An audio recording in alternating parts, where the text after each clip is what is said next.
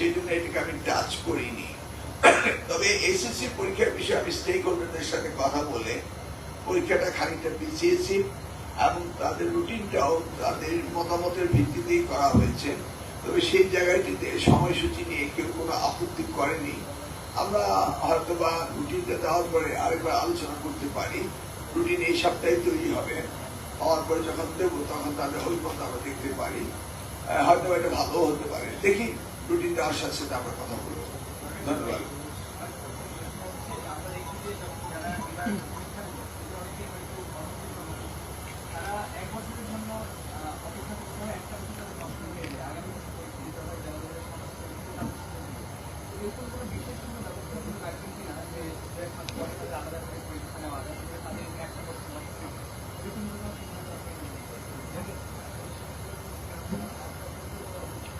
ফেইলুরস legacy নিয়ে আমরা সময় নষ্ট কম করতে চাই, কারণ এখানে 4 বছর ধরে ফেইলুরস এর লেগাসি ক্যারি করতে বোর্ডে। আমার মনে হয় এগুলি আমরা আস্তে আস্তে ঠিক করব।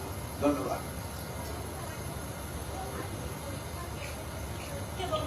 অভিভাবকের সঙ্গে কথা বলেছিলাম, তারা বলছেন হঠাৎ করে একটা বোর্ড পরীক্ষায় বসাটা শিক্ষার্থীদের জন্য একটা আতঙ্কের বিষয় হয়ে পড়ছে। তারা বেশ কয়েকজন আমাদেরকে জানালেন যে আপনার কাছে যেন আমরা বলি, আমাদের মাধ্যমে আপনাদের কাছে মেসেজটা পাঠানো যে জেএসসি পিএসসি পরীক্ষা পুনরায় চালু করার কোনো সম্ভাবনা আছে কিনা। ধন্যবাদ আপনাকে। ইপিএসসি জেএসসি যে পরীক্ষা পদ্ধতি চালু করা হয়েছিল সেটা স্টেক হোল্ডার অংশীজনরা চাইনি বলেই লাস্ট গভর্নমেন্টই বন্ধ করেছিলেন। যারা শুরু করেছিলেন তারাই বন্ধ করেছিলেন। অতএব এটা যেহেতু অলরেডি টেস্টেড মেথড, অতএব এটাকে আমরা আবার রিভাইটালাইজ করবো বলে আমি আশা করি না, কারণ ইট ইজ অলরেডি টেস্টেড। এটা চাইনি। তবে আপনি যেটা বললেন হঠাৎ করে এই ট্রেন এসে তারা একটা পরীক্ষা দিচ্ছে, হ্যাঁ, এটা সকলের কাছে যেমনি আতঙ্ক তেমনি উৎফুল্লতা তেমনি একটা বিশাল মানে আমাদের সময় আমরা দেখেছি, আমরা আনন্দও করেছি, ভয়ও পেয়েছি, আনন্দও করেছি। এই জায়গাটা দিয়ে আপাতত থাকুক। আমরা জিএসসিতে যেহেতু এটা ভালো হয়নি সেটা ফেরত দেওয়ার কোনো কারণ নেই।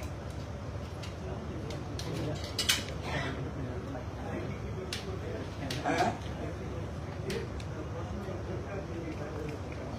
বলেন।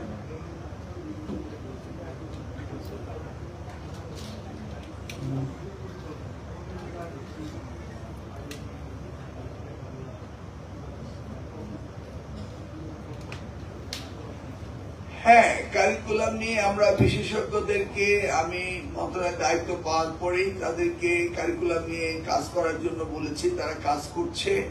গতকাল থেকে আমি ডিরেক্ট সুপারভিশন শুরু করেছি, আজকেও সেই সুপারভিশন। এখন থেকে আমার নন স্টপ কারিকুলামের সুপারভিশনেই আমি কাজ করব সামনে কয়েকটা দিন, দেখি কি করা যায়। করতেই হবে, এর কোনো বিকল্প নেই। ধন্যবাদ। মাইক দিয়ে বলতে সবাই শুনবে।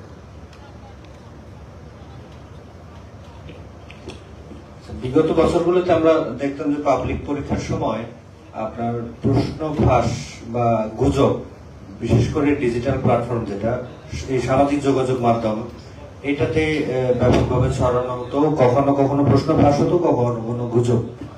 তো এবার আসলে এরকম কোনো কিছু আপনারা পেয়েছেন কিনা? আমি গতকাল রাতে বা এরপর থেকেও বরাবরের মতো যেগুলোতে যে সোর্সগুলোতে পেতাম, এবার সেরকম কিছু পাই নাই। আপনারা এরকম কোন গুজব বা প্রশ্ন ফাঁসের কোন তথ্য পেয়েছেন কিনা?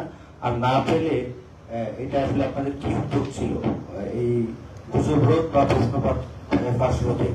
মানে এরকম কোন জাদু টাদু আছে কিনা আপনার? দেখুন, প্রশ্ন ফাঁস করবে যারা, তারা যে যন্ত্রটি ব্যবহার করে সেই যন্ত্রটিকে আবার কারেকশন করার লোকও তো রয়েছে।